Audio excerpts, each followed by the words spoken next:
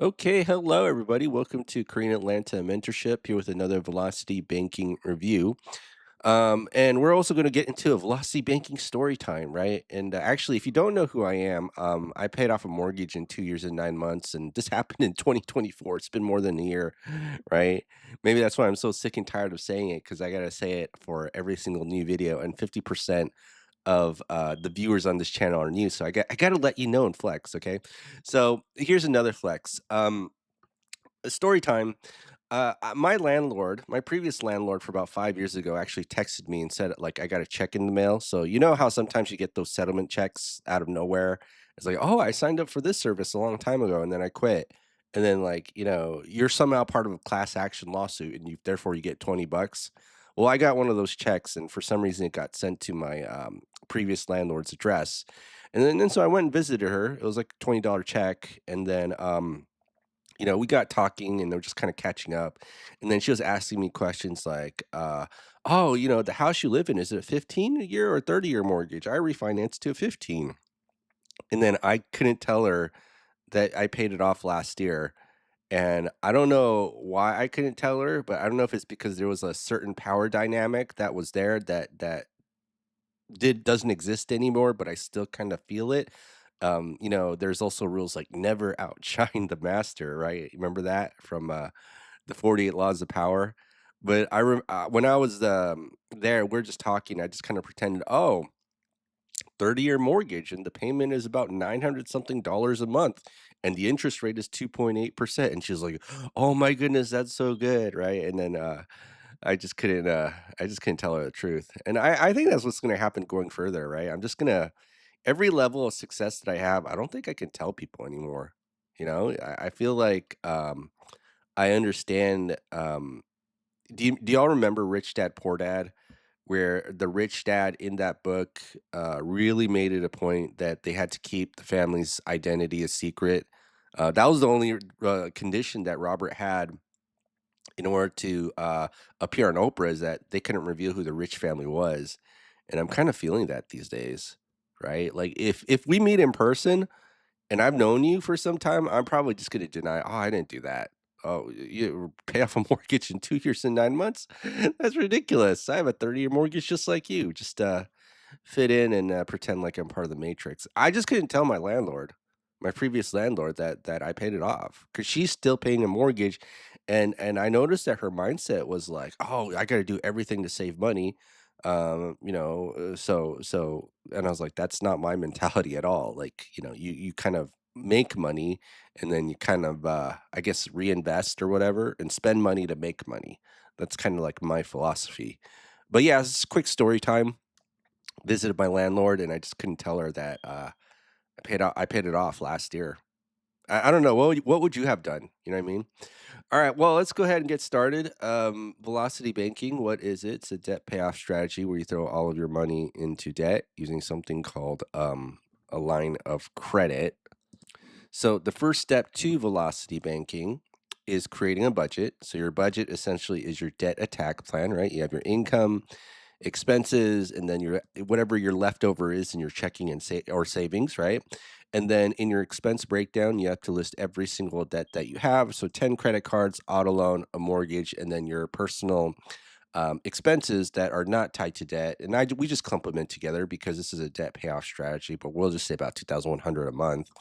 And then what we do here is on the velocity banking side, we show with the same income, by redirecting flow of money, that we may not have to struggle as much as we were doing here. Because if you ask the average person, hey, you make $8,447.63 in income, and then $8,447.62 in expenses. You have one penny left over. Do you need to make more money to get out of this hole? And pretty much everybody, what will say yes, right? Because we don't know how to be, non-conventional when it comes to debt payoff. Okay, and the bankers don't know either, because if I were in this situation, right, and I had all my debts paid off and I didn't save money, they would look down upon that if I were getting a loan, right? They would look down upon that. Had that happen several times. It's really weird. But luckily, we don't have to save money in order to get lines of credit. That's really weird too. Okay, so let's go ahead and do the velocity banking side. So same income. Let me go ahead and copy the expenses, right? Copy the expenses. And so here's the first mental hurdle you're going to have to get over, which is you're going to save money, right? So in velocity banking, the savings account or checking account is just kind of seen as like your middleman for your money, right? Like if money comes in, it just kind of hits the checking account and then you just move it into a line of credit as soon as possible. Whereas with the quote average American style of banking, the checking or savings is seen as like the final destination of the money, right? That's what this is showing compared to this. Okay. And then so we're gonna go ahead and show that, right? So this is the checking the leftover money. We don't leave money here, and then we just kind of have our cash flow. Okay, our cash flow. And so you'll see that this will increase once we move some debt into something called a line of credit. And what's a line of credit? Well, basically, it's a financial tool where you could borrow money, pay it back, and use it over and over again. So, this is my home equity line of credit of $373,500. And then, in order to get money from a line of credit, I just simply click a button on the bank's website, just click here. And then magically, from the line of credit checking account, you borrow money, right? It's in the checking account. It's not like a cash advance and a credit card, like because I've done cash advances on credit cards, excuse me, and sometimes they take a couple of days to come. I was like, "Dang, like, line of credit is, like, instantaneous," but cash advances from a credit card, are kinda bad, and plus they charge you all those fees and stuff, right? So, what we're gonna do is use lines of credit and again, credit cards are lines of credit too, so don't think I'm talking bad about credit cards because I use them all the time as well. But yeah, I have over $739,000 in lines of credit. Oh yeah, I forgot to tell my landlord that too. It's not like I forgot, I just didn't tell her because she's like, "I gotta save money." It's like, no. I mean, you don't wanna save money, what you want is access to money, right? You want access to money, that's what you want. So, here's the secret of getting all these lines of credit is that banks don't lend money to people who need it. And so I'm not going to get too much into this, but basically, if you want credit, you always, well, this is what I did. You just go to a bank when you don't need money, right? And I don't know, make it seem really simple. Oh, yeah, that's it. You just make it seem so simple. I mean, well, did you go to a bank when you don't need money? Oh, you didn't? I'm just joking. I'm just yanking your chain, but, I did not go to a bank when I needed money. I always went to a bank when I did not need money, and if you wanna kinda know the gist of why that is, it's just because people who need money don't pay you back.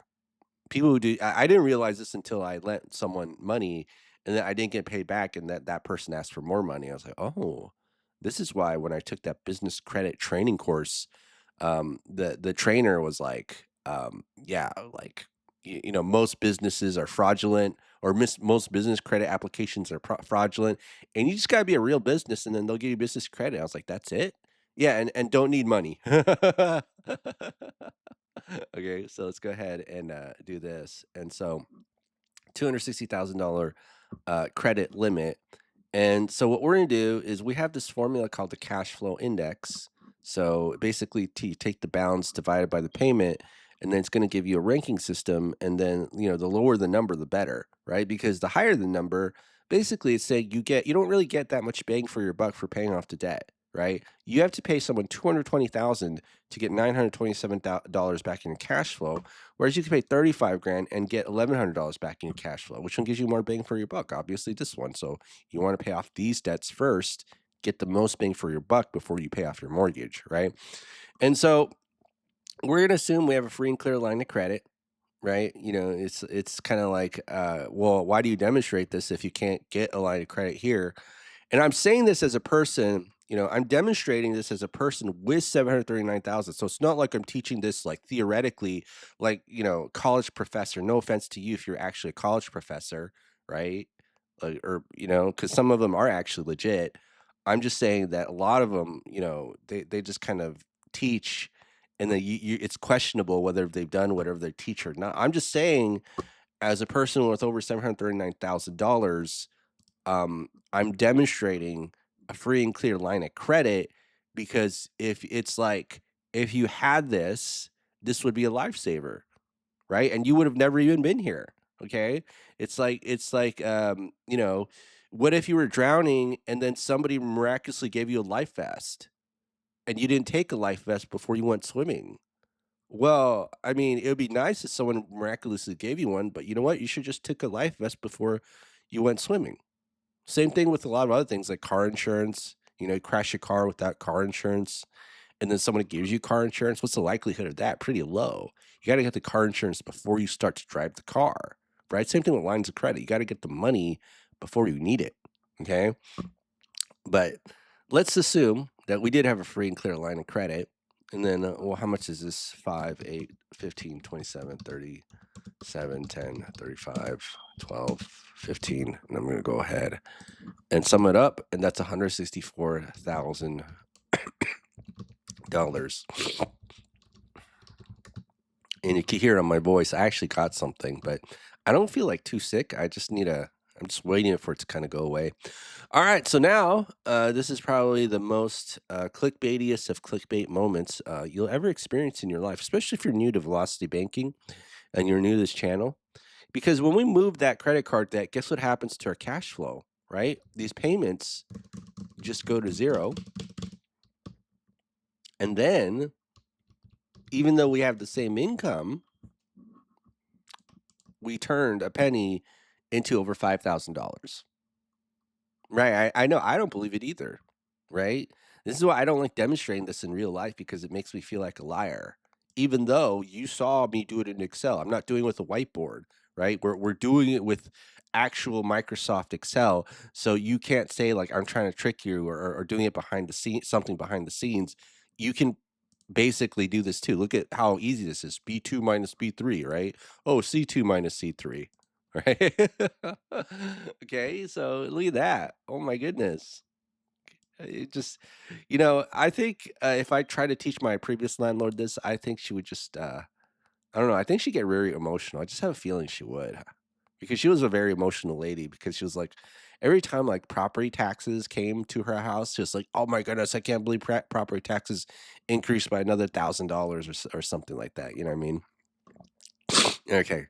So next one is you put your entire paycheck into the line, take your expenses out, and then rinse and repeat over and over again, right? When we make that $8,000 payment or $8,400 payment here, right? So it satisfies the minimum monthly payment, and then the interest is going to be based on the average daily balance. So you're going to minimize that average, right? So that's what we're going to do here. And then all right, so now 5110.84. So if you want to know how to get the next month's balance, basically take the previous month's balance, interest minus the cash flow, and then what we do is take the average daily balance, multiply it by the interest rate, and then divide by 12. All right, and then I'm going to go ahead and copy and paste this, okay? And then we see that in 37 months, all right, that's paid off, 37 months.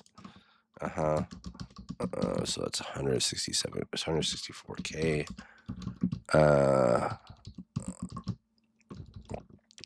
And then we have the auto loan and the mortgage. So let's go ahead and use our our loan calculator. So the cool thing about this loan calculator is if you type in the current month, then you could get the current balance, right? And then what you do is you just kind of do this, okay?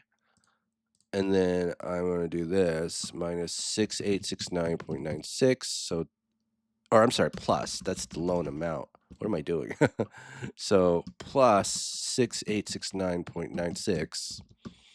And then what I'm going to do is I'm going to increase cash flow by 300. And now here's our cash flow, $5,420.10. And then 5420.1. Okay. All right. So in 1 month, 38 months, we just paid off the car loan. All right. So 164 plus 17, 184K. And then in the 30-year mortgage, 38 months, I'm going to do this. All right, so now this is zero, and the current balance is about $204,000. So here's the important thing when it comes to the 30-year mortgage, right? You don't want to move this entire thing into a line of credit because you don't get that much cash flow, right? So remember that cash flow index, this high number means you don't get a lot of bang for your buck. for moving this into a line of credit or paying it off, right? And so if we move this 3 into an 8, you might end up paying more interest. And luckily, we have this velocity banking calculator to kind of show that. So if I move this entire balance, okay, into a line of credit, you'll see it gets paid off relatively quickly. Oh, this looks impressive, right? 3.1 years and 26 grand of interest. But let's do this. Let's just move a piece of the loan into the line of credit. So we'll just do 9,000 at 30%, and you'll see that the 9,000 at 30% actually fares out better than moving the entire loan into the line of credit. Okay. And obviously, we don't want to use higher interest rates unless we absolutely have to. And then you could just, you see that basically the loan gets paid off in 2.9 years, right? So what we do is just do this 38 divided by 12 plus 2.9 and then 6.07 years, and then we're debt free. Debt free. Debt free. And then mortgage paid off in 2.9 years. Mortgage 2.9 years, right? 2.9 years. I can't believe how I just can't believe it, 2.9 years, and I just act like it's so easy and casual, but at the same time I can't tell other people anymore. Kind of makes me sad, right? It's like the higher and higher you get up, you kind of have to almost hide. It reminds me of like that Grant Cardone video about, rich people hide or something like that. Excuse me. I have a few coughs here and there today, I believe. All right, well, that's it for today, folks. Korean Atlanta Mentorship. What do you think? Do you think if you were going to meet your former landlord and said you paid off a mortgage under 3 years, or I just paid off under 3 years, you'd be able to do it? Or you'd be like, oh, no, I'm just going to say I still have that 30. Okay, well, have a great day, everybody, and I'll see you on the next video.